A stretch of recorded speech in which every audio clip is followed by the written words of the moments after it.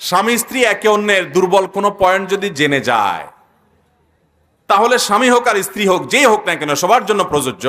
দুর্বল কোনো পয়েন্ট পেয়ে গেলে সেটা নিয়ে খোঁচাখুচি করা, খোঁটা দেওয়া, ঝগড়ার সময় আপনার শত্রুতা উদ্ধার করা, এটা সম্পূর্ণ গুনাহ এবং নাজায়েজ কথা। আত্তাইবু মিনাজ যামবি কামান লা যামবা। কেউ কোনো পাপ করার পর সে যদি তওবা করে ফিরে আসে, লজ্জিত হয়, তাহলে তাকে ওই পাপের কথা বলে খোঁটা দেওয়া, তাকে ওই কথা বলে কষ্ট দেওয়া, আঘাত দেওয়া গুনাহের কথা, নাজায়েজ কথা। এর কারণে আপনার আমলনামা বরবাদ হবে, আপনি হারামে লিপ্ত হবেন।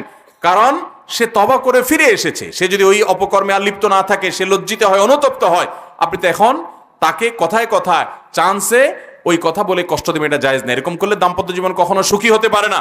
মনে রাখবেন, পৃথিবীতে কেউ দুধের দোয়া না, সবাই পবিত্র না, ভুল ত্রুটি মানুষ করে। কিন্তু যিনি প্রশ্ন করেছেন, আমার তার কাছে বক্তব্য হলো যে আপনিও আপনার দুর্বলতার কথা বউকে বলার কোনো প্রয়োজন ছিল? মনে রাখবেন।